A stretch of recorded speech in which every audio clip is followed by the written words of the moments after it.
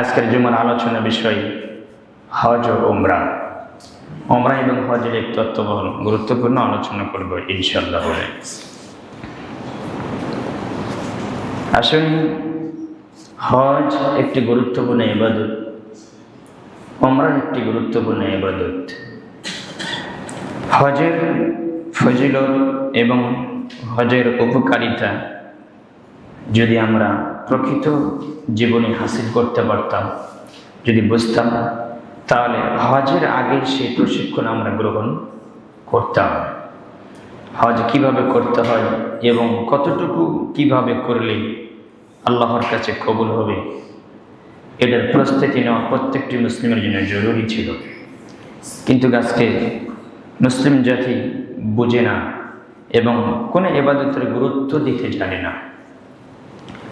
আজকে আমরা যারা মুসলিম বলে দাবি করছি, তারা দুনিয়ার আসবাবপত্র যেগুলো আছে, খাদ্যদ্রব্য যেগুলো আছে, সেগুলোর বিষয়ে আমরা খুব গুরুত্ব দিই এবং গুরুত্ব দিয়েও তারপরে আমরা টাকা দিয়ে বিষ কিনে নিয়ে আসি। কোচা হাঁচা নেমেছে বাস্তব। প্রত্যেকটি জিনিসের ভিতরে কেমিক্যাল দেওয়া এবং বিষ দেওয়া। কেমিক্যাল বলতে বিষ, যেটা মানুষের জন্য ক্ষতিগ্রস্ত। অথচ হাজারো চেষ্টা করার পরও টাকা দিয়ে আমরা কেমিক্যাল কিনে নিয়ে আসি। সব জিনিসের ভিতরে ভেজাল ঢোকানো হয়েছে। দুটো টাকার জন্য মানুষ সব কিছু করতে আজকে সক্ষম করে, কিন্তু ভাবে না এটা আমি যার জন্য খাদ্য বানালাম সে আমার মুসলিম ভাই, তাই না? কিন্তু সে চেষ্টা করে না এবং চিন্তা করে না, সে শুধু চিন্তা করে আপনার থেকে দুটো টাকা ইনকাম করবে। এটাই তার ধান্দা, দুনিয়ার সফলতা এটাই সে মনে করে। তাহলে আমি যেটি বলতে চাচ্ছি সেটি হচ্ছে, খাদ্যদ্রব্য বিভিন্ন রকমের জিনিস যেগুলো আমরা কেনাকাটা করি, সেগুলো বিষয়ে আমরা যাচাই বাছাই করি না? করি কি না? বাজারে গেলে পরে পচা আম কিনবেন না, কিনবেন? বাজারে গেলে পচা নিচু কিনবেন না। তারপরে বাজারে গেলে আপনি ভালো মাছ কিনবেন, দুর্গন্ধ মাছ কিনবেন না। পচা পেঁয়াজ কিনবেন না, তরকারি পচা কিনবেন না। টাটকা জিনিস বেশি পছন্দ করেন। কথা হাঁচা নেমেছে বাস্তব। তাই আমি যেটা বলতে চাচ্ছি সেটা হচ্ছে, বাজারে যে আপনি ভালো মন্দ যাচাই করতে পারেন, এক কেজি ডিম কিনবেন 30 পিস, এরপরও আপনি ফাটা এবং ফুটা সর্ব ধরনের ভালো জিনিস আপনি দেখে নেওয়ার চেষ্টা করেন। বাজারে মাছ কিনতে গেলে আপনি হাত দিয়ে টিপে দিয়ে দেখেন যেটা কি নরম না শক্ত, জেতা না মরা না টাটকা। কিন্তু এত কিছু আপনি যাচাই করেন, কিন্তু যে ইবাদতের ভিত্তিতে, যে ইমানের ভিত্তিতে আপনাকে জান্নাত দেওয়া হবে, সে ইবাদতের বিষয়ে আপনার কেন এত দুর্বলতা, কেন এত আমরা একটা বিখিয়া এবং গাফলিতি কেন? আপনি সেই ইবাদতকে আপনাকে যাচাই বাছাই করে করতে হবে না? কতক্ষণ নেবেন?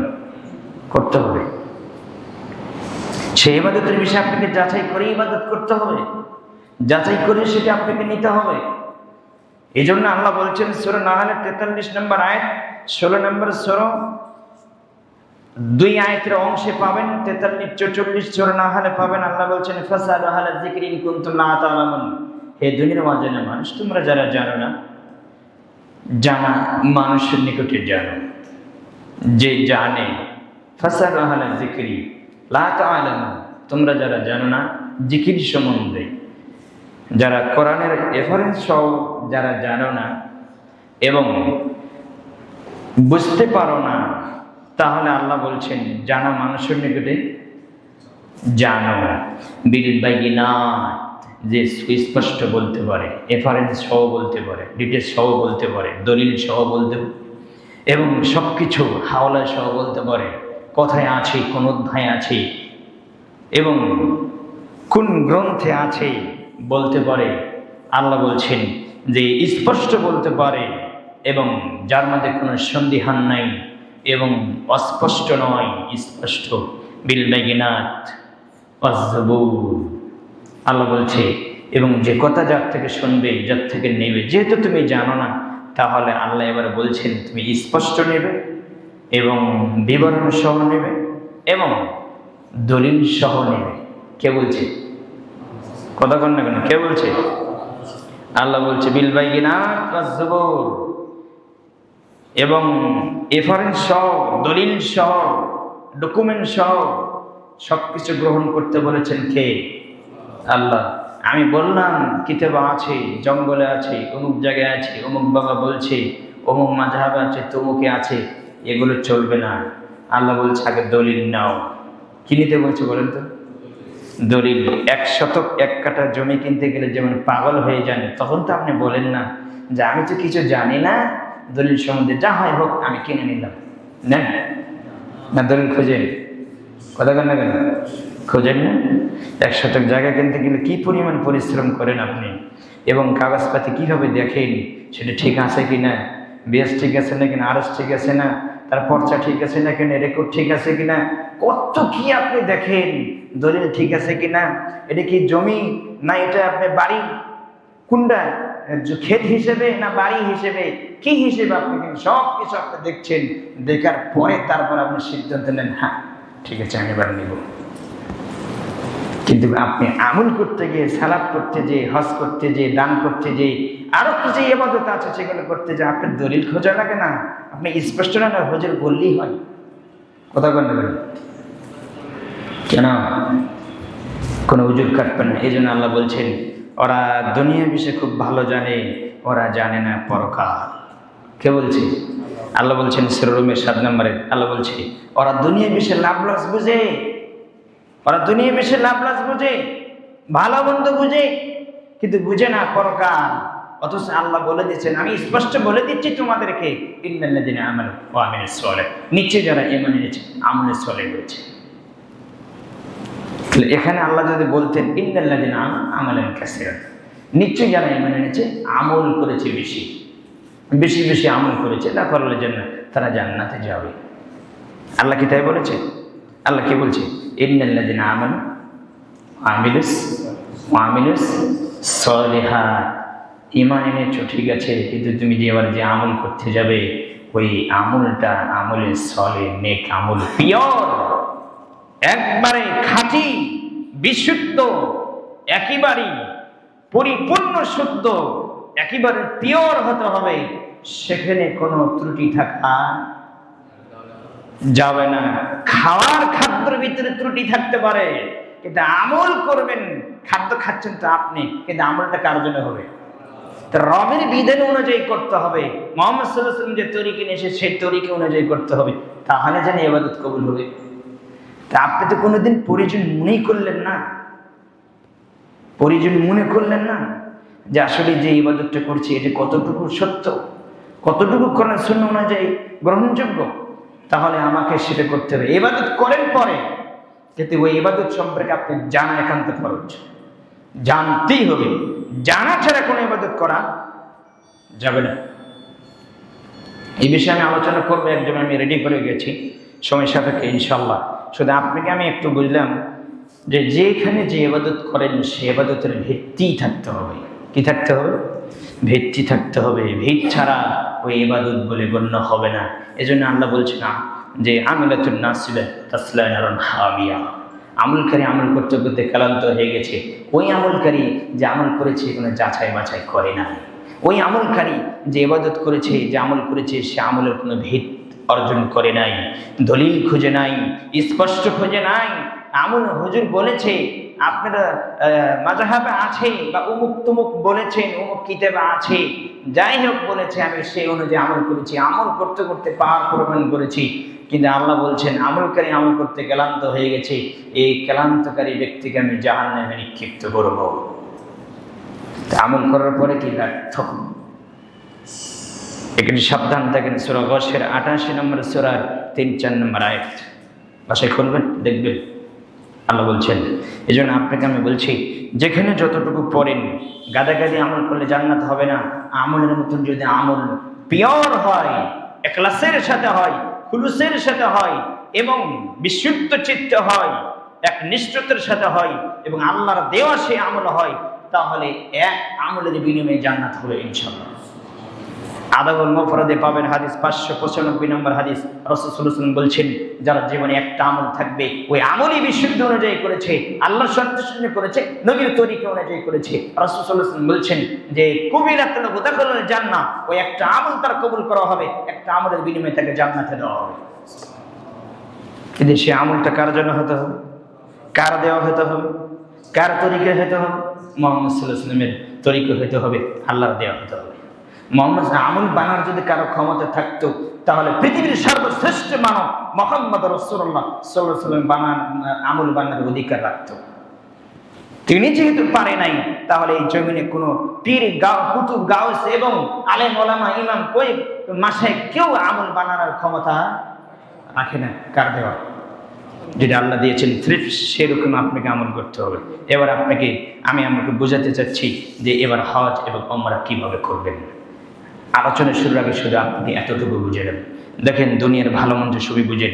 একটা পোশাক কিনতে যাবেন, সুতা চেনেন, এটা সুতির, এটা ট্যাক্টর, তাই না? চেনেন, আপনি চেনার চেষ্টা করেন এবং কাপড়ের হাত দিয়ে দেখেন। কিন্তু যখন আমল করতে যান তখন তো আপনি জেগেন না, তখন তো আপনি যাচাই করেন না। কেন? এখানে শয়তান আপনাকে ডুবে রেখেছে অন্ধকারে, যে এখানে তোর যাচাই করার দরকার নেই, কারণ তুই যেহেতু আমল করবি কর, এই আমল দিয়ে তোকে জাহান্নামে ডুবাবো। কথা মনে বুঝাতে পারি না? এই আমল দিয়ে জাহান্নামে ডুবানো হবে। কারণ বেদাত করা, যে আমল আল্লাহ এবং আল্লাহ রাসূল বলে নেই, সেটার নাম কি? বেদাত। আপনি নিজে করলেন, তার মানে কি? যেই কাজ করার কথা ছিল কার? বাদিউস সামাওয়াতি ওয়াল রবের নমুনাবিহীন সৃষ্টিকারীকে আল্লাহ সুবহানাহু ওয়া তাআলা, সেই বাদত আপনি নিজে শরীয়তের মধ্যে ঢুকে দিলেন, মানে কি? আপনি আল্লাহ। নাউযুবিল্লাহি মিন যালিক। সাবধান থেকে নিজের। বেদাতকারী, শিরিককারী চাইতে ভয়ঙ্কর। বেদাতকারী কোনোদিন তওবা করে না, কারণ ও ভালো মনে করে করে, এজন্য তওবা করার প্রশ্নই আসে না, তওবা করতে চায় না এবং করবে না। সাবধান থাকেন। এই জন্য এদের থেকে আপনাকে বেঁচে থাকতে হবে, সাবধান থাকতে হবে। আল্লাহ তুমি বোঝার মানার তুমি তৌফিক দান করো, আল্লাহুম্মা আমিন। বলছিলাম যে উমরা এবং হজের জন্য আপনার প্রস্তুতি, যেটা গত জমে আমি বলেছি, যে বিষয়ে আপনাকে সুন্দরভাবে আমার আলোচনা শুনিয়েছি। আজকে শুধু আপনি কিভাবে করবেন সেটা আমি বলবো, এবং কোন জায়গায় কি করতেছেন, আপনি কত ভুল করতেছেন, আজকে আপনি মনোযোগ দিয়ে আলোচনা শুনবেন ইনশাল্লাহ।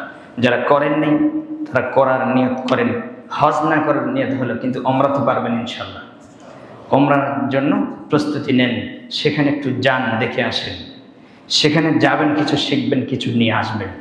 এই নিয়তে যাবেন আল্লাহর সন্তুষ্টির জন্য, এবং নিজের পাপকে আল্লাহর কাছ থেকে ক্ষমা করে নেবেন উদ্দেশ্য যাবেন।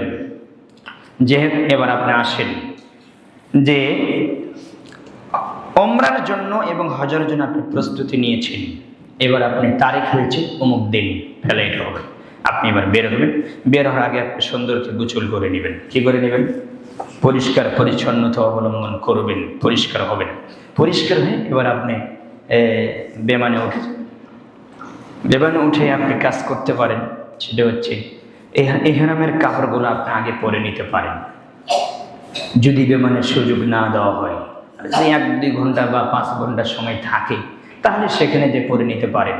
আর যদি সময় না থাকে তাহলে এখানে পরে নেন, বা যেখানে ফ্লাইট হবে বা বিমানে ওঠার আগে আপনি কাপড়গুলো পরে নিলেন। কাপড় কিন্তু দুটোই এক কালার হবে, সাদা ধবধবা। কি হবে? সাদা। এবং যদি আপনি জুতা পরেন তাহলে, এবং মোজা পরেন, চামড়ার মোজা, তাহলে পিছনে কাটা থাকবে, পায়ের গোড়ালি বের হয়ে থাকবে। মানে বুঝাতে পারি না আমি, কি বের হয়ে থাকবে? পায়ের গোড়ালি বের হবে। এবং সেলাইবিহীন কাপড় পরতে হবে, কোনো সেলাই থাকবে না, যেটা দিয়ে আপনি উমরা করবেন এবং হজ করবেন। সাদা ধবধবে হবে এবং কাপড় পরার ওটা আপনাকে বলে দেওয়া হবে। তারপরে আপনাকে আমি বলছি যে উমরার জন্য যখন কাপড় পরবেন, তখন উমরার উদ্দেশ্য যখন ঢুকবেন, হারামে যখন ঢুকবেন, তখন আপনাকে ওখানে বলে দেওয়া হবে ওই জায়গায় আমি যাব ইনশাআল্লাহ। এবার সাধারণভাবে আপনি কাপড় পরলেন এবং পরিষ্কার আগে হলেন, উজু করলেন, উজু করে আপনি প্রস্তুতি হয়ে থাকলেন। এবার আপনাকে আমি বলছি সেটা হচ্ছে যে প্রত্যেকটি দেশের জন্য প্রত্যেকটি মেকাত আছে না নেই? আছে। সহিহ বুখারী হাদিস, প্রত্যেকটি জায়গায় বিভিন্ন দেশের বিভিন্ন মেকাত আছে। কোন দেশের উপর, কোন মেকাতের উপরে যাবে, কোন দেশের বিমান, সেই মেকাতে যে আপনাকে ইহরাম বাঁধতে হবে, ওটা আপনাকে বলে দেওয়া হবে, মুমিনের পক্ষ থেকে বলে দেওয়া হবে। তবে আপনাকে শুধু আমি বলে দিচ্ছি যে মেকাত 5টি। কয়টি? 5টি। জুলহুলাইফা 1টি, আরেকটি হচ্ছে জুফা, আরেকটি হচ্ছে ইয়ালামলাম, আরেকটি হচ্ছে কারণে মানাজিল, আরেকটি হচ্ছে জাতে ইরাক। এই 5টি মেকাত। কয়টি মেকাত হলো? 5টি। এখন আপনি এই 5টি মেকাদের উপরে যে যে বিমান যে হাজিরা এই মেকাদের উপরে যাবে সে সেখানে কি করে নেবে? ইহরাম বেঁধে নেবে। কিন্তু আজকে আপনি দেখবেন যে এই যে আপনার এয়ারপোর্টে যে হাজি ক্যাম্প বলা হয়, যে ওই ক্যাম্পে আপনি দেখবেন যে এখান থেকে ইহরাম বেঁধে নিচ্ছে অনেকেই, বুঝলেন না? অনেকে বলতেছে যে যে আপনি মোয়াল্লিম, সে বলছে যে বাড়ি থেকে বাঁধলে হবে। সাবধান, এগুলো থেকে বেঁচে থাকবেন। মুহাম্মদ সাল্লাল্লাহু আলাইহি ওয়াসাল্লাম আদেশ এগুলো নেই, এদের হুজুর বানাচ্ছে, মোয়াল্লিম বানাচ্ছে। প্রত্যেকটি হাজিদের জন্য এবং যে ওমরা করবে তার জন্য যে মেকাত স্থান জায়গা আছে, আছে না নাই? আছে। সেই জায়গায় যে আপনাকে ইহরাম বাঁধতে হবে। এর আগে ইহরাম বাঁধলে বেদাত হবে। বেদাত করলে কোন ইবাদত কবুল হবে না। যদি বাড়ি থেকে যদি ইহরাম বাঁধা যেত, যদি আপনার এয়ারপোর্ট থেকে যদি ইহরাম বাঁধা যেত, তাহলে মুহাম্মদ সাল্লাল্লাহু আলাইহি ওয়াসাল্লাম 5টি মেকাদের নাম বলার প্রয়োজন ছিল না। তাহলে আপনি এটা হাদিস তালা কেন এসেছে? মুহাম্মদ সাল্লাল্লাহু আলাইহি ওয়াসাল্লাম কেন বললেন? অতএব আপনি আমার পরামর্শ দোহাই দিয়ে নিজের মন গড়া থিওরি দিয়ে চলে না ইসলাম। একজন মানুষের থিওরি চলে, একজন নবীর থিওরি চলে, তার নাম কি? মুহাম্মদ রাসূলুল্লাহ সাল্লাল্লাহু আলাইহি ওয়াসাল্লাম। তিনি হচ্ছেন অনুসরণীয় ব্যক্তি, মুহাম্মদ সাল্লাল্লাহু আলাইহি ওয়াসাল্লাম। এবার আপনি প্রস্তুতি নিয়ে কাপড় একটু পরে থাকলেন। যখন আপনি বাংলাদেশের বিমান যদি আপনি এলাম মেকাত দিয়ে যাই, তাহলে সেখানে আপনাকে বলে দেওয়া হবে, আপনি যেখানে যান আপনাকে আগে সতর্ক করে দেওয়া হবে। 5 মিনিট 10 মিনিট 15 মিনিট আগে আগে বলা হবে যে আপনারা ইহরাম বাঁধুন, বলা হয় না? বইমানির পক্ষ থেকে বলা হয়। তখন আপনি ইহরাম বাঁধবেন, মনে মনে নিয়ত করবেন। কিভাবে? মনে মনে নিয়ত করবেন এবং উচ্চস্বরে আপনি বলতে পারেন যে আল্লাহুম্মা লাব্বাইকা লাব্বাইকা উমরাতান। উমরার জন্য নিয়ত করছেন, লাব্বাইকা উমরাতান, উমরার জন্য নিয়ত, ইহরাম বাঁধলেন। আর যখন হজে যাবেন ওটা আমি পরে বলবো ইনশাআল্লাহ, উমরা আগে। তাহলে আপনি এবার ইহরাম বাঁধার জন্য আপনাকে বইমানির পক্ষ থেকে বলা হল যে আপনারা ইহরাম বাঁধুন। তখন আপনি ইহরাম বাঁধে নেবেন, মনে মনে নিয়ত করে এবং উচ্চ স্বরে আপনি তালবিয়া পড়বেন। কি পড়বেন? তালবিয়া পড়বেন। আব্দুল্লাহ বিন ওমর থেকে বর্ণিত, তিনি বলেন রাসূল সাল্লাল্লাহু আলাইহি ওয়াসাল্লাম বলেছেন যে আমাকে জিবরিল আলাইহিস সালাম বলে গেলেন যে হে মুহাম্মদ সাল্লাল্লাহু আলাইহি ওয়াসাল্লাম, আপনি ইহরাম বাঁধার সময়ে আপনি জোরে জোরে উচ্চ স্বরে চিল্লা দিয়ে আপনি তালবিয়া পাঠ করুন। কে বলছেন? জিবরিল ফেরেশতা বলে যাচ্ছেন মুহাম্মদ সাল্লাল্লাহু আলাইহি ওয়াসাল্লামকে। তাহলে জোরে শব্দ করে পড়তে হবে। কে বলেছেন? আল্লাহর দেওয়া বিধান। মুহাম্মদ সাল্লাল্লাহু আলাইহি ওয়াসাল্লামকে জিবরিল এসে বলে গেলেন, হাদিস সহিহ বুখারী। এবার আপনাকে যখন তালবিয়া আপনি পড়বেন, যেন ইহরাম বাঁধলেন, যে এখানে আপনি তখন তালবিয়া পড়বেন, লাব্বাইক আল্লাহুম্মা লাব্বাইক লাব্বাইক লা শারীকা লাকা লাব্বাইক ইন্নাল হামদা ওয়ান নি'মাতা লাকা ওয়াল মুলকা লা শারীকা লাকা। পারেন না? মুখস্থ করে নেবেন। এবার আপনি মাঠ ঘাট আপনি শব্দ দিয়ে একবারে তুলপার করলেন, শব্দ উচ্চস্বরে হবে, সবাই একসাথে পড়বেন বা আপনার মতো আপনি করে পড়েন, যে জোরে জোরে পড়বেন যাতে একে অপরে দেখা দেখি আপনারা একে অপরে সবাই মিলে পড়তে পারেন, যাতে আওয়াজ বেশি হয়, শব্দ বেশি হয়।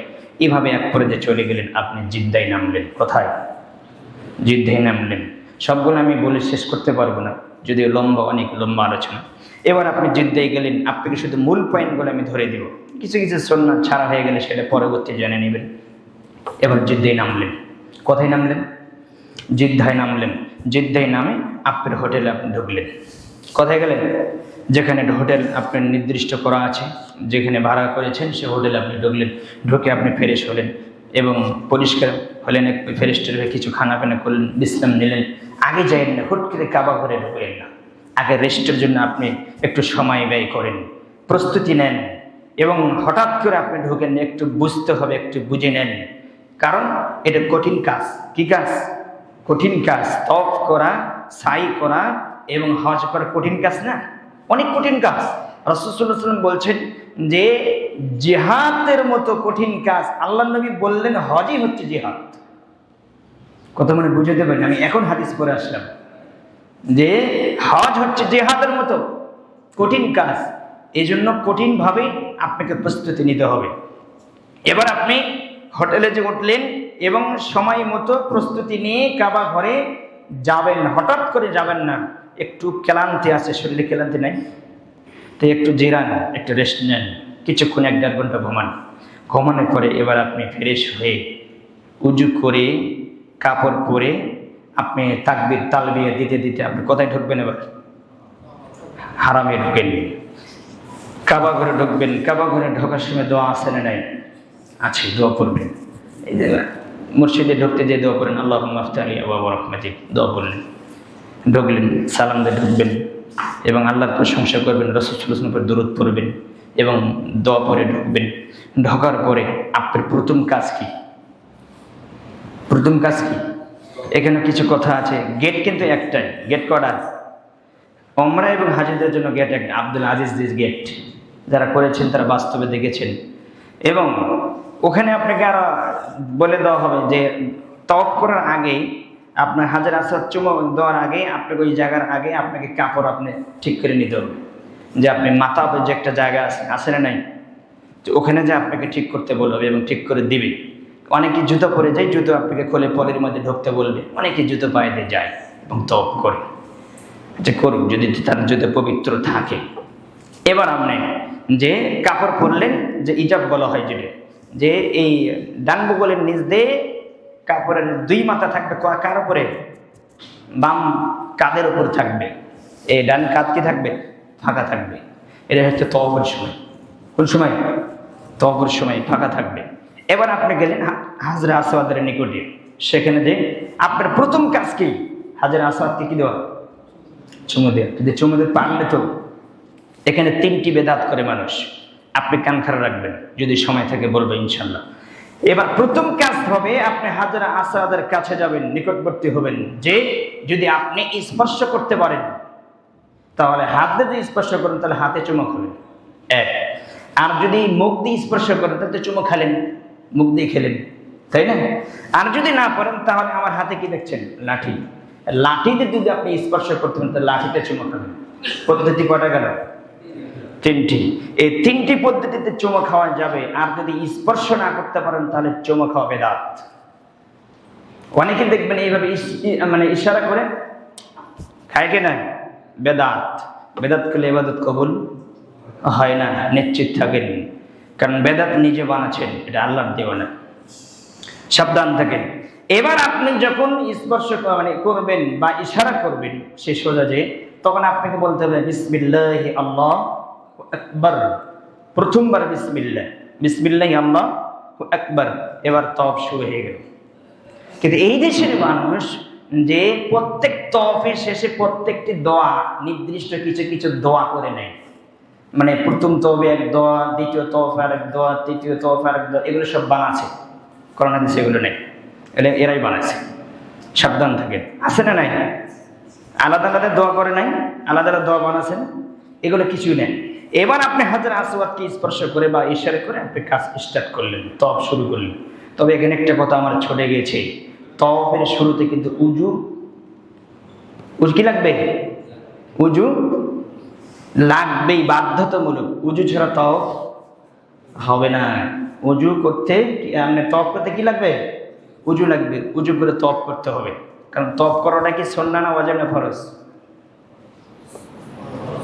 আপনারা কেউ জানেন না, একটু সংকুচিত হচ্ছে, ভয় ভয় হয়। আল্লাহু আকবার। আমরা কি জানি কোন? আল্লাহ তুমি বোঝারের মানার তুমি তৌফিক দান করো, আল্লাহ। তো উজু শর্ত, উজু লাগবে। উজু ছাড়া তওয়াফ হবে না, তওয়াফ বাতিল হয়ে যাবে। তাহলে এবার আপনি শুরু করলেন, যে তওয়াফ শুরু করলেন, হাজরে আসওয়াদকে আপনি ইশারা করে আপনি তওয়াফ শুরু করলেন। এই তওয়াফের যে মানে রুকনে ইমান, এই যে রুকনে ইমানের যাওয়ার আগে মাঝখানে যে ফাঁকা আপনি চলছে, তালবিয়া কিন্তু বন্ধ থাকবে। কি বন্ধ থাকবে? লাব্বাইক, এগুলো বন্ধ থাকবে। এবার আপনি ব্যক্তিগত দোয়া, যত বাজেটের যত দোয়া আছে এর তওয়াফের মাঝখানে ফাঁকা ফাঁকা আপনি দোয়াগুলো করতে পারেন, কোনো নির্দিষ্ট করে নেই। যখন আপনি রুকনে ইমানের বরাবর যাবেন, যদি রুকনে ইমানকে স্পর্শ করতে পারেন তাহলে ভালো। রুকনে ইমানকে স্পর্শ করার পরে কিন্তু চুমা হবে না, হাতে কোনো চুমা, শুধু স্পর্শ, আর কিছুই নেই। কথা মানে বুঝাতে পারিনি? সেখানে কোনো দোয়া নেই, সেখানে কি নাই? কোনো দোয়া নেই, শুধু স্পর্শ। স্পর্শ না করতে পারেন তাহলে ওভাবে চলে যাবে। এবার রুকনে ইমান এবং হাজরে আসওয়াদ মাঝ বরাবর যখন চলে আসবেন তখন একটা দোয়া আছে। কি আছে? রব্বানা আতিনা ফিদ দুনিয়া হাসানাতাও ওয়া ফিল আখিরাতি হাসানাতাও ওয়া কিনা আযাবান নার। রাসূল সাল্লাল্লাহু আলাইহি ওয়াসাল্লাম যতবার করতে পারেন, অন্তত 3 বার। আপনি পড়বেন। এইভাবে আবার হাজরা আসওয়াদের নিকটে চলে আসলেন, আবার শুধু আল্লাহু আকবার, এবার বিসমিল্লাহ হবে না, কয়বার হলো? একবার। এইভাবে আরেকবার, এইভাবে আরেকবার, এইভাবে 7 বার আপনি কি করবেন? তফ করবেন, 7 বার তফ করবেন। এই তফ করতে যদি আপনার উজু ছুটে যায়, যে জিনিসটা আমি পরে বলতে চেয়েছিলাম এবং স্মরণ করে দিই, যে উজু ছুটে যায়, ধরেন 3 বার তফ করেছেন আপনি, করতে উজু ছুটে গেছে, এরকম আছে না নাই? তাহলে আপনাকে উজু করার জায়গা দেখবেন পাশেই আছে, অনেকে খুঁজে পায় না, সেখান থেকে উজু করে এসে আবার যেখান থেকে তফ আপনার ছুটে গেছে, উজু ছুটে গেছে, ওখান থেকে আবার স্টার্ট করেন, প্রথম থেকে করা লাগবে না, ওখান থেকে আবার শুরু করবেন। প্রথম যে 3 বার যে তফ হবে, যেটা রমন বলা হয়, প্রথম একটু জোরে হবে, প্রথম 3 তফ, প্রথম কি হবে? একটু জোরে। যেহেতু মানুষ বেশি জোরে যেতে হবে, তাহলে আপনি নিয়তের মাধ্যমে একটু ভাব দেখাবেন যে আমি জোরে যাচ্ছি, একটু জোরে, প্রথম যেটা রমন বলা হয়।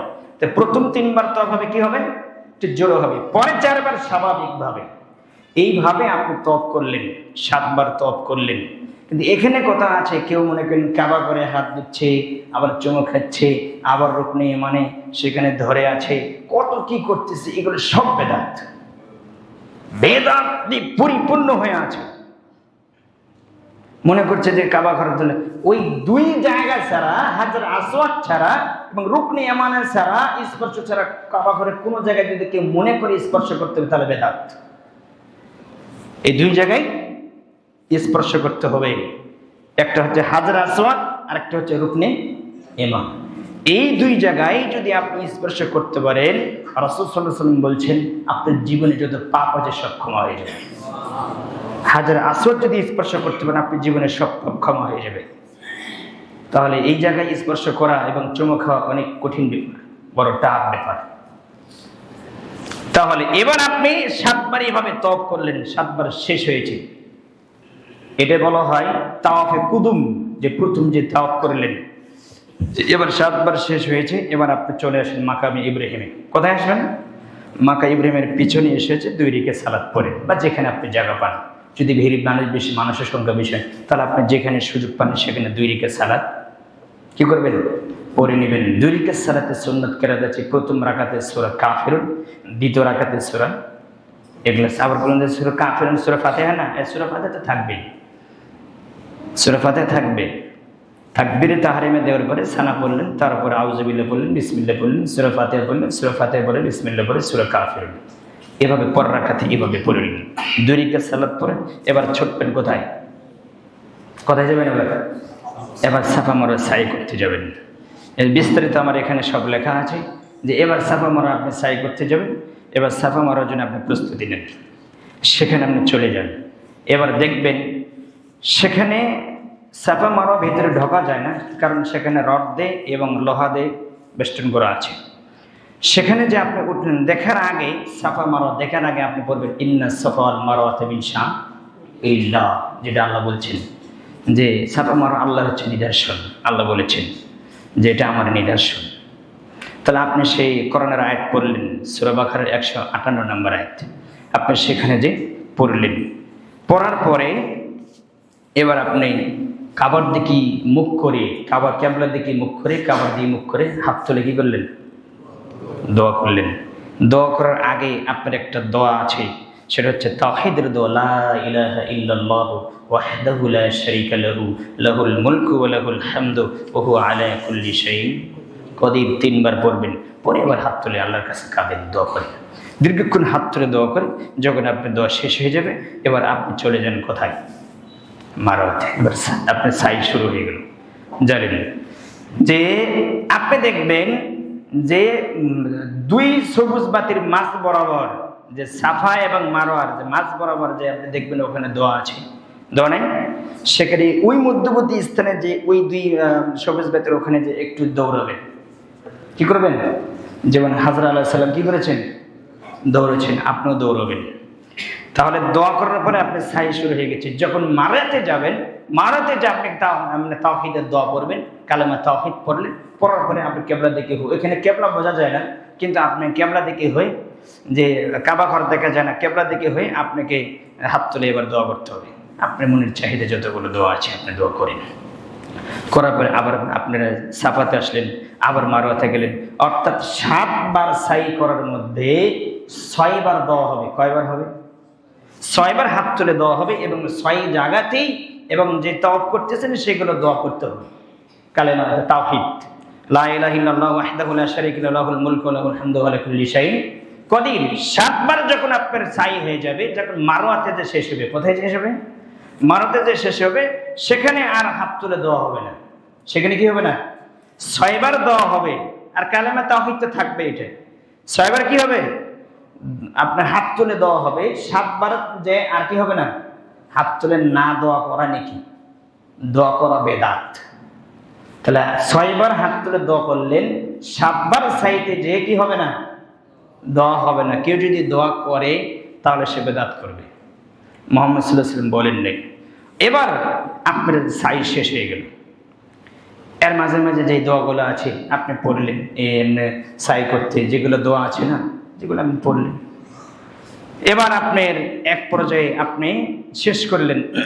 শেষ করে আপনি মারওয়ার যে গেট আছে সেখান থেকে আপনি বের হয়ে যে আপনি মাথা মন্ডন করলেন, অর্থাৎ নেড়ে করলেন বা চুল ছোট করলেন।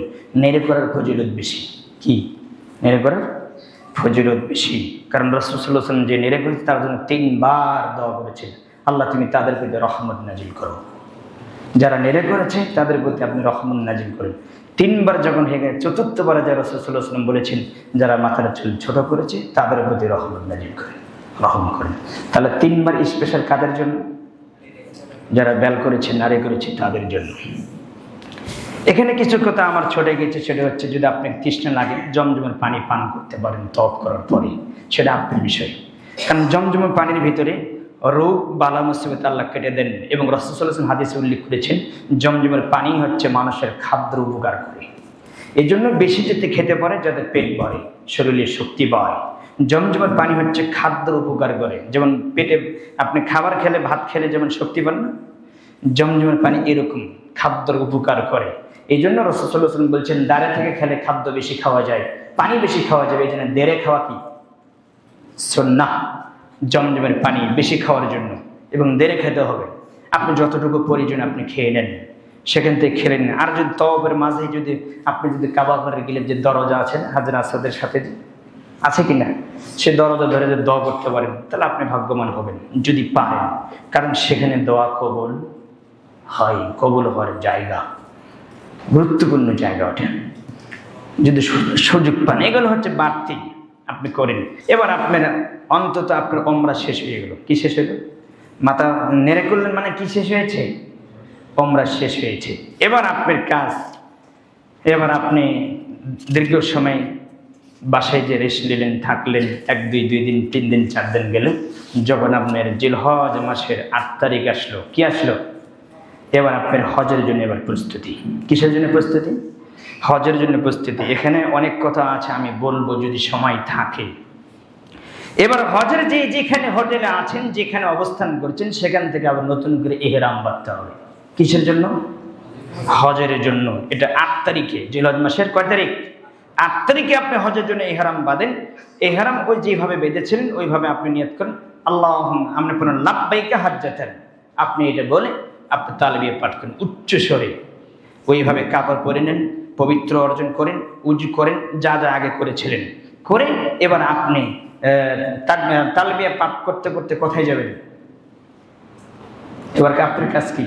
হজের জন্য কিন্তু বের হয়েছেন, আপনি কি এবার তালবিয়া পাঠ করতে করতে করতে যেটা 8 তারিখের ইবাদত, সেটা হচ্ছে আপনি পড়বেন তালবিয়া পাঠ করবেন লাব্বাইক আল্লাহুম্মা লাব্বাইক লাব্বাইকা লা শারীকা লাকা লাব্বাইক ইন্নাল হামদা ওয়ান নি'মাতা লাকা ওয়াল মুলকা লা শারীকা লাকা। হে আল্লাহ, আমি উপস্থিত হে আমার রব, আমি আপনার দরবারে কি উপস্থিত। এর অর্থ হচ্ছে আমি আপনার দরবারে হাজির, আপনার কোনো কি নাই, শরীক নেই, আমি উপস্থিত। প্রশংসা আপনার, অনুগ্রহ আপনার এবং রাজত্ব আপনার, আপনার কোনো শরীক নেই। এটা আপনি প্রকাশ করলেন, তাওহীদের দোয়া আপনি স্বীকার করলেন। এবার আপনি যে এখন যে মিনায় রওনা হবেন, কোথায়? হজের জন্য এবার কোথায় যাচ্ছেন? মিনায় রওনা হবেন। আগে পৌঁছতে হবে মিনায়, জোহরের আগে পৌঁছতে হবে। কোথায়? মিনায় জোহরের আগে পৌঁছতে হবে মিনায়। সেখানে যেই 5 ওয়াক্ত সালাত আদায় করতে হবে কসর। কয় ওয়াক্ত? তাহলে ইহরাম বাঁধলেন, যে হোটেলে আছেন সেখান থেকে হজের জন্য ইহরাম বেঁধে তালবিয়া পড়তে পড়তে কোথায় গেলেন? মিনায় গেলেন। মিনায় যে 5 ওয়াক্ত, কয়টা যায় আগে? জোহরের আগে পৌঁছতে হবে সেখানে যে 5 ওয়াক্ত সালাত পড়তে হবে। কয় ওয়াক্ত? কিন্তু এই বাংলাদেশের হাজিরে কয় ওয়াক্ত পড়ে? তারা জোহর পরে, আসর পরে, আসরের পরে রওনা করে আপনি আরাফায়। তাহলে কয় ওয়াক্ত পরে? কেউ মাগরিব পরে রওনা করে, 3 ওয়াক্ত পরে, বাকি 2 ওয়াক্ত নেই। তার রাসূল সাল্লাল্লাহু আলাইহি ওয়াসাল্লামের পদ্ধতি অনুযায়ী হজ হয়েছে। মুআল্লিম কিন্তু আপনাকে আগে নিয়ে যাবে, মুআল্লিমের কাজই তাই। ও তো বুঝে না, ও জানে না, ও আপনাকে আগে নিয়ে যাবে। আর রাসূল সাল্লাল্লাহু আলাইহি ওয়াসাল্লাম বলছেন 5 ওয়াক্ত সালাতই আদায় করতে হবে মিনায়, এর কোনো বিকল্প নেই। 5 ওয়াক্ত সালাতই আদায় করতে হবে মিনায়, এবং 5 ওয়াক্ত সালাত সেখানে আদায় করতে হবে কসর। 4 রাকাতের সালাতে কয় রাকাত? 2 রাকাত কসর আদায় করতে হবে। তাহলে এই 5 ওয়াক্ত সালাত আপনি আদায় করলেন, প্রত্যেকটি সালাতের পরে যে তাসবিহ তাহলিল আছে, জিকির আছে, আপনি করেন। সেখানে যে তালবিয়া পড়বেন, উপস্থিত হয়েছেন সেটা পড়বেন না? লাব্বাইক আল্লাহুম্মা লাব্বাইক পড়বেন, ধ্বনি দিয়ে এই শব্দগুলো দিয়ে আল্লাহকে সন্তুষ্ট করবেন। মুখে তো আমরা পড়তেই চাই না, কিছুক্ষণ জিকির করলে মুখ লেগে যায়। আল্লাহ তুমি বোঝারের মানব, তুমি তৌফিক দান করো। এবার আপনি মিনা 5 ওয়াক্ত সালাত আদায় করলেন, আদায় করে ফজরের সালাতের পরে, সেদিন কয় তারিখ হয়? 9 তারিখ, আরাফার দিন। এবং সকাল ফজরের সালাত পরে 8টা বা 9টার ভিতরে, 9টায় আপনি বের হবেন। কোথায় যাবেন? জোহরের আগে আরাফায় পৌঁছতে হবে, আরাফার মাঠে যেতে হবে। সেখানে আপনি পৌঁছলেন, এবারে গেলেন আরাফায়, গেলেন আরাফায় যে আপনি তালবিয়া পাঠ করলেন, মাঠ ঘাট একবারে ইয়া করে ফেলালেন। আপনি ধ্বনি দিয়ে, তালবিয়া দিয়ে আপনি পড়লেন, জিকির করলেন, যেগুলো দোয়া আপনার মুখস্থ আছে সেগুলো আপনি পড়লেন, এবং তাকবীর পড়লেন, এবং বললেন সুবহানাল্লাহি ওয়া আলহামদুলিল্লাহি ওয়া লা ইলাহা ইল্লাল্লাহু আল্লাহু আকবার, যেগুলো দোয়া আপনার আছে পড়লেন। পড়তে পড়তে জোহর হয়ে গেছে। কি হয়ে গেছে? এছাড়া কোনো ইবাদত নাই, কিন্তু ওখানে সালাত নেই। কি নাই? ওখানে কি নাই? সালাত নেই। বাড়তি নফল কোনো সালাত নেই। সালাত আছে কোনো কথা, আপনি যেগুলো ফরজ সালাত, এবং জোহর হয়ে গেছে। এবার আপনাকে জোহরের সালাত আর আসরের সালাত একসাথে করতে হবে। কসর কোন ওয়াক্ত সালাত? জোহরের সালাত আর আসরের সালাত। জোহরের সালাতের সাথে আসরের সালাত পড়তে হবে। কিন্তু এই মাযহাবী ভাইয়েরা কি করে, সেখানে যে জোহরের সালাত আলাদা করে, আসরের সালাতের টাইমে আসরের সালাত আলাদা করে পড়ে কিনা আপনি দেখবেন। ইমামের পিছেও পড়লেও আপনাকে কসর পড়তে হবে আরাফায়। রাসূল সাল্লাল্লাহু আলাইহি ওয়াসাল্লামের আদেশ, কেউ যদি কসর না পড়ে, যদি দুটো একসাথে সালাত না পড়ে, পৃথক পৃথক একার মধ্যে জোহর পড়ে নেওয়ার পরে একার মধ্যে আবার আসর পড়ে নেবে, যদি না পড়ে, তাহলে রাসূল সাল্লাল্লাহু আলাইহি ওয়াসাল্লামের সুন্নাতকে বরখারাপ করলো। তাহলে আল্লাহ সুবহানাহু ওয়া তাআলা তাকে শাস্তি দিবে। প্রস্তুত থাকেন, এতে কোনো সন্দেহ নেই। এজন্য আপনাকে বলছি, রাসূল সাল্লাল্লাহু আলাইহি ওয়াসাল্লামের পদ্ধতি অনুযায়ী হজ হচ্ছে। এজন্য আল্লাহ রাসূল বলছেন যে খুযু আন্নী মানাসিকাকুম, পৃথিবীবাসী আমি যেভাবে হজ করেছি তোমরা হজের পদ্ধতি আমার থেকে শিখো। কে বলেছেন? মুহাম্মদ সাল্লাল্লাহু আলাইহি ওয়াসাল্লাম বলেছেন। এবার ওই 2 ওয়াক্ত সালাত আপনাকে একসাথে কসর করে নিতে হবে। এবার আপনার জোহর সালাত আদায় করলেন, আসর সালাত আদায় করলেন, আদায় করে পরে যখন আস্তে আস্তে আস্তে আস্তে সূর্য ঢলে যাবে এবং অস্ত যাওয়ার ভাব, ধরেন 4টে, 4:30 বেজে গেছে, এবার আপনার আর কোথাও হবে না, খালি দোয়া। এবার আপনি হাত তুলে কাঁদা শুরু করেন। কারণ রাসূল সাল্লাল্লাহু আলাইহি ওয়াসাল্লাম বলছেন যে পৃথিবীর জমিনে যত জায়গা আছে, আরাফার মাঠে, আরাফার ময়দানে যত মানুষকে আল্লাহ জাহান্নাম থেকে মুক্তি দেয়, আর অন্য কোনো দিনে, ও আরাফার দিন ছিল অন্য কোনো দিনে এত মানুষকে জাহান্নাম থেকে মুক্তি দেওয়া হয় না। সেখানে আপনাকে ক্ষমা নিতে হবে, কেঁদে চোখের পানি ভেসে দিয়ে, এবং আল্লাহর কাছ থেকে ক্ষমা নিতে হবে। যেভাবেই হোক আপনাকে ক্ষমা নিতে হবে, আল্লাহর কাছে কাঁদেন। এখানে মুআল্লিম কি করবে? আপনার আসরের সালাতের পরে আপনাকে সূর্য অস্ত যাওয়ার আগে নিয়ে যাবে, মুজদালিফায় নিয়ে যাবে। কথা মাথায় রাখেন, কখনো যাবেন না। আপনাকে ভয় দেখাবে, যদি না যাও তাহলে গাড়ি পাওয়া যাবে না, তাহলে তোমার হেঁটে যাওয়া লাগবে, এই সমস্যা হবে, ওই সমস্যা হবে, দুনিয়ার সমস্যা আপনাকে দেখাবে। যে মারা যায় না, সমস্যা কি হবে? কিন্তু আপনাকে এখানে পড়ে থাকতে হবে। সূর্য যখন অস্ত যাবে আপনার দোয়া শেষ হবে। কি শেষ হবে? দোয়া শেষ হবে। এতক্ষণ শুধু কান্নাকাটি করে আল্লাহর কাছ থেকে ক্ষমা নিতে হবে। আপনাকে দোয়া করতে হবে, হাত তুলে দোয়া করে কাঁদতে হবে আল্লাহর কাছে। আল্লাহর কাছে যা চাওয়ার আছে, কারণ জায়গা দোয়া কবুলের জায়গা, আপনাকে যা চাওয়ার আছে আপনি করেন। সেখানে দোয়া করেন, সূর্য অস্ত যাবে, আর থাকার সুযোগ নেই সেখানে, এখানে আর থাকার সুযোগ নেই। এখানে যদি এবার মাগরিবের সালাত আদায় করেন তাহলে পাপ হবে। কি হবে বলেন তো? এখানে মাগরিবে আরাফায় যদি কেউ সালাত আদায় করে তাহলে তার কি হবে? পাপ হবে। মুহাম্মদ সাল্লাল্লাহু আলাইহি ওয়াসাল্লাম বলছেন সূর্য অস্ত চলে গেছে, এবার আপনাকে মুজদালিফায় যেতে হবে। মুজদালিফায় যে মাগরিবের সালাত আর ইশারের সালাত কসর করতে হবে। ওই দুই ওয়াক্ত সালাত ওখানে যে পড়েন, মুজদালিফায় যে সালাতের টাইম পার হয়ে যাবে, কোনো সমস্যা নেই। মুহাম্মদ সাল্লাল্লাহু আলাইহি ওয়াসাল্লাম সেখানে সালাত পড়েনি। অতএব আপনি রাস্তার মাঝে যে পড়েন, তবে আরাফার মাঠ ত্যাগ করে আপনাকে সালাত করতে হবে মাগরিবের সালাত। যদি মাগরিবের সালাত যদি আরাফায় পড়েন তাহলে কি হবে? পাপ হবে। সাবধান, পাপ হওয়ার পরে, বেদাত করার পরে কি হজ হবে? আমরা বুঝে আসেন, পাপ হবে, নিশ্চিত হবে। যে যেভাবে বুঝে, পৃথিবীর সব আলেম যদি উল্টা বুঝে, আমি তার চেয়ে দেবেন না। আপনি যেটা বুঝেন বুঝেন না, কারণ আমি কারো কথা অনুযায়ী আমি চলি না। মুহাম্মদ সাল্লাল্লাহু আলাইহি ওয়াসাল্লাম যেভাবে বলেছেন সেভাবে আপনাকে উপস্থাপন করছি। ভালো লাগলে নেবেন, না হলে না, সেটা আপনার ব্যক্তিগত বিষয়। এবার আপনি মুজদালিফায় চলে গেলেন। মুজদালিফায় যে মাগরিবের সালাত, আর যদি রাস্তার মাঝখানে পড়তে পড়তে পড়েন, মাগরিব পড়েন, কিন্তু আরাফায় হবে না, ওই জায়গা ত্যাগ করতে হবে। এবার মুজদালিফায় যে মাগরিবের সালাত যদি রাস্তায় মাঝখানে না পড়তে পারেন, তো মাগরিবের সালাত আর ইশারের সালাত কসর করতে হবে। কি করতে হবে? কসর করে বেতের পড়বেন না, সুন্নাত পড়বেন না। আপনাকে ফরজ পড়েই, এশার 2 রাকাত সালাত ফরজ পড়েই আপনি ঘুমিয়ে যান সে মুজদালিফার মাঠে। ঘুমনটাও কি ইবাদত। ওই রাতে তাহাজ্জুদ নাই, ওই রাতে বেতের নেই, কিন্তু অনেক আলেমা বলছে, আলামা বলছে যে বেতের পড়া লাগবে, কিন্তু কোনো দলিল নেই। কি না? পৃথিবীর জমিনে যত জায়গা আছে, একটি জায়গায় শুধু বেতের পড়া লাগানো, সেটা হচ্ছে মুজদালিফার মাঠ।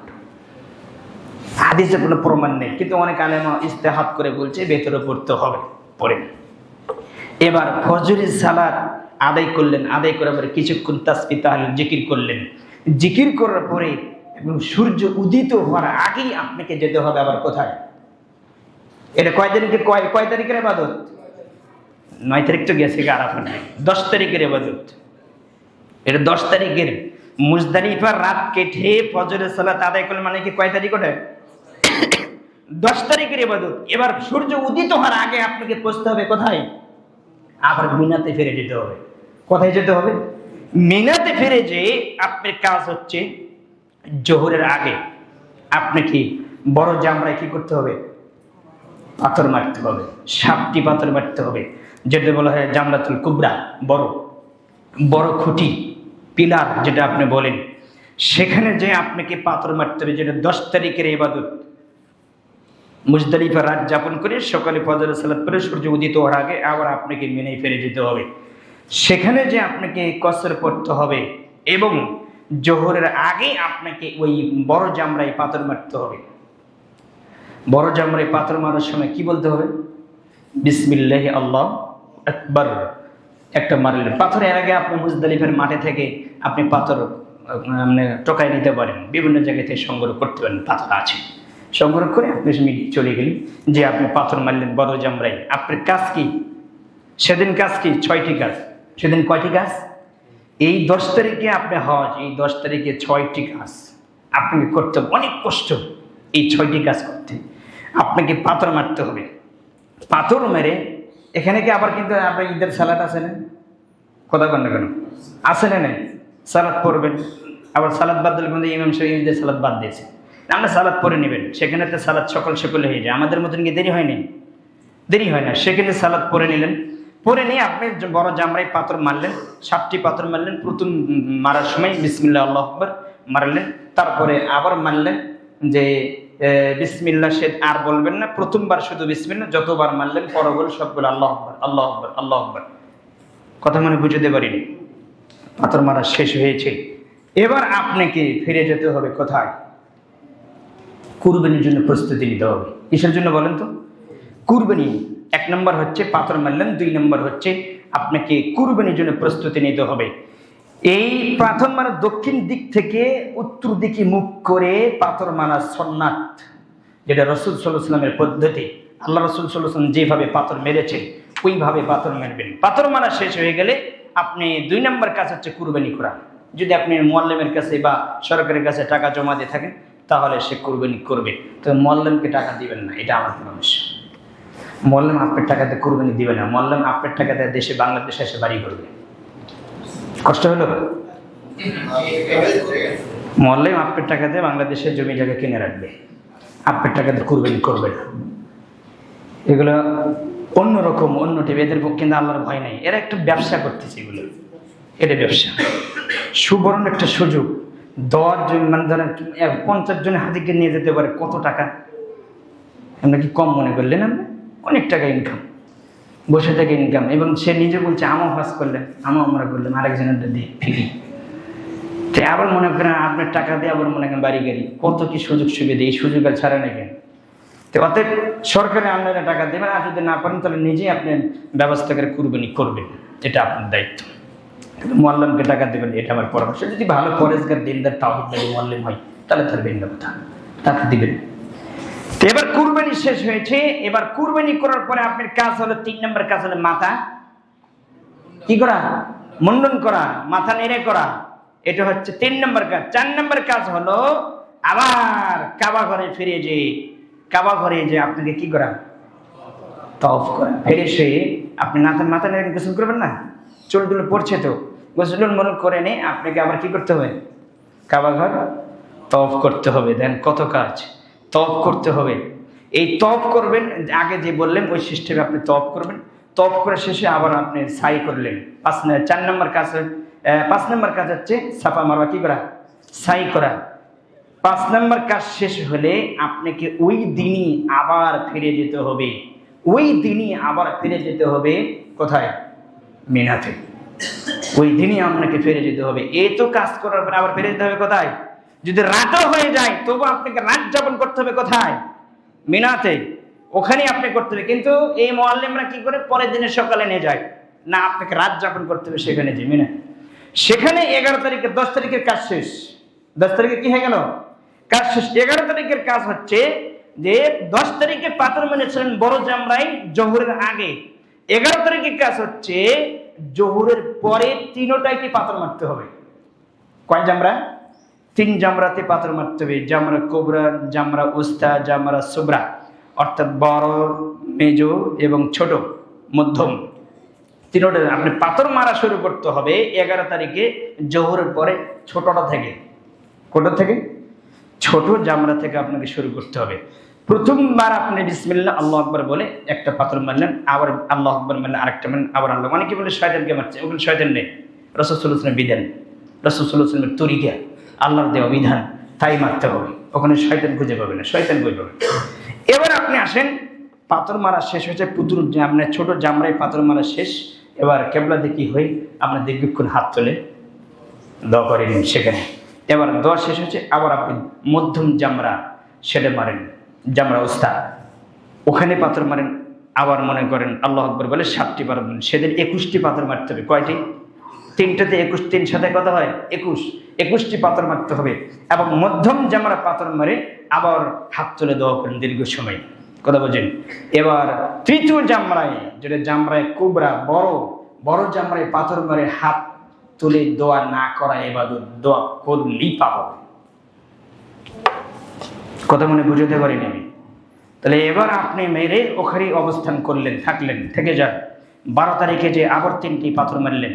এবার যদি আপনি বলেন যে আমি 12 তারিখে আমি থাকবো না, আপনার হজ হয়ে গেছে, কিন্তু সূর্য উদিত হওয়ার অস্ত যাওয়ার আগে যদি আপনি আবার ফিরতে পারেন, তাহলে কাবা যদি আপনি ফিরতে পারেন তাহলে আপনি 13 তারিখে আর পাথর মারতে হবে না। যদি সূর্য ওখানে ডুবে যায় তাহলে 13 তারিখে আবার কি করতে হবে? পাথর আপনাকে 3টাতে আবার মারতে হবে। এবার যদি আপনি 12 তারিখে ফিরে আসেন, এবার আপনি যদি বলেন যে আমি বিদায়ী তওয়াফ করব, তাহলে বিদায়ী তওয়াফ করে আপনি আর থাকতে পারবেন না। আর কি থাকতে পারবেন না? ওখানে থাকার সুযোগ নেই। আর যদি বলেন না আমি বিদায়ী তওয়াফ পরে করব, আগে আপনি বিভিন্ন জায়গায় যাবেন, দেখবেন, মদিনা হিজরত করবেন, মদিনা তওয়াফ করবেন, জিয়ারত করবেন, তারপরে বিভিন্ন জায়গায় যাবেন, আবার মসজিদে কুবাতে যাবেন, এগুলো আছে না? সেগুলো আপনি বলেন যে যাতে সব কিছু আমি করার পরে তারপরে শেষ মুহূর্তে সে বিদায়ী তওয়াফ করে আমি চলে আসবো। বিদায়ী তওয়াফ হলে আর থাকার সুযোগ নেই। এবার আপনি সেখানে যাবেন যে দীর্ঘক্ষণ আপনি একটু ঘোরাফেরা করলেন, দেখলেন, কিন্তু এখানে কিছু কথা আছে। অনেকেই বলে না, বাধ্যতামূলক মদিনায় যেতে হবে, নববীতে, মসজিদে নববীতে 8 দিন অর্থাৎ 40 ওয়াক্ত সালাত পড়তে হবে সেখানে, যে তাহলে তার জন্য জাহান্নাম হারাম হয়ে যাবে। মিথ্যা কথা। আর মুহাম্মদ সাল্লাল্লাহু আলাইহি ওয়াসাল্লাম মদিনা থেকে এসে কাবা ঘরে হজ করলেন, আর আপনি বলছেন আমাকে মদিনা যেতে হবে? কে বলেছে আপনাকে? এমনি হিজরত, এমনি আপনার দেখার জন্য, আপনি জিয়ারত করার জন্য যেতে পারেন। কিসের জন্য যেতে পারেন? তবে কেউ যদি মনে করে যে 40 ওয়াক্ত সালাত পড়তে হবে মসজিদে নববীতে, তাহলে সে বেদাত করবে। এই হাদিস সারা পৃথিবীর মসজিদে আপনার 40 দিন তাকবীর উলার সাথে সালাত পড়লে রাসূল সাল্লাল্লাহু আলাইহি ওয়াসাল্লাম বলেছেন বারাআতু মিন্না বারাআতু মিনান নিফাক। কেউ যদি 40 দিন জামাতে উলার সাথে সালাত করতে পারে, তার জন্য জাহান্নামই হারাম, সে জাহান্নামে যাবে না, এবং তার থেকে মুনাফিকের থেকে তার নাম কেটে দেওয়া হবে। সে জাহান্নামে যাবে না, তার নাম তালিকায় মুনাফিকই থাকবে না, সেখান থেকে তাকে কেটে দেওয়া হয়ে যাবে। এটা বাংলাদেশের যে কোনো মসজিদে হতে পারে, কিন্তু মসজিদে নববী কেন খাস করে নেন আপনি? এবার মসজিদে নববী মদিনায় আপনি জিয়ারত করেন, মসজিদে নববীতে যান, যদি 2 রাকাত সালাত 1 রাকাত সালাত পড়তে পারেন, 1000 রাকাতের সালাতের নেকি পাবেন। কিন্তু এই দেশে হাদিস বর্ণনা করা হয় যে মসজিদে নববীতে যদি আউতে সালাত পড়ানো হয়, তাহলে 50,000 ওয়াক্ত সালাতের নেকি হয়ে যাবে। মিথ্যা কথা, হাদিস জয়ী, চলবে না, 1000 হাদিস সহিহ। এবার যদি আপনি বলেন যে আমি মসজিদে কবাতে যাব, তো যান, পায়ে হেঁটে যেতে পারেন বা কোনো আরোহীতে যেতে পারেন। রাসূল সাল্লাল্লাহু আলাইহি ওয়াসাল্লাম গিয়েছেন প্রত্যেক শনিবারে, সেখানে যে 2 রাকাত সালাত পড়েছেন। রাসূল সাল্লাল্লাহু আলাইহি ওয়াসাল্লাম বলছেন কেউ যদি মসজিদে কবাতে 2 রাকাত সালাত পড়তে পারে, পূর্ণ উমরার নেকি সে অর্জন করবে, উমরার নেকি হয়। তাহলে আপনি মসজিদে কবাতে সালাত আদায় করেন। তাহলে 3টে মসজিদ হচ্ছে সফরের জন্য নির্দিষ্ট। কয়টা মসজিদ? হেরেম শরীফ, কাবা, মসজিদে নববী, মসজিদে কোবা। এছাড়া অন্য মসজিদে সফর করে নিষেধ, চলবে না। এগুলো এমনি আপনি দেখতে পারেন। এবার আপনি রাসূল সাল্লাল্লাহু আলাইহি ওয়াসাল্লাম কবর জিয়ারত করতে পারেন। কবর জিয়ারতের জন্য দোয়া হচ্ছে যে আসসালামু আলাইকা আইয়ুহান নবী ওয়া রাহমাতুল্লাহি ওয়া বারাকাতুহু, যেটা আত্মাহিত করেন না, সেখানে বলবেন। এবার আপনি কবর জিয়ারত করলেন, নিজের জন্য দোয়া করলেন, যে সমস্ত মুসলিমদের জন্য দোয়া করলেন, আপনি করেন। কিন্তু সেই কবরে যে স্পর্শ করতে হবে, সেখানে যে চুমো খেতে হবে, যা রাসূল সাল্লাল্লাহু আলাইহি ওয়াসাল্লামের কাছে কিছু সাহায্য চাইতে হবে, এগুলো সব শিরকি বান্দা। এগুলো থেকে আপনাকে বেঁচে থাকতে হবে। সেখানে আবার 2 রাকাত সালাত পড়তে হবে। কত যে কি করতেছে মানুষের, যা হিসাব নেই। যদি আপনি হজ করতে যে, ওমরা করতে যে, কত যে বেদাত করে এবং শিরক করছে, তার বিকল্প নেই।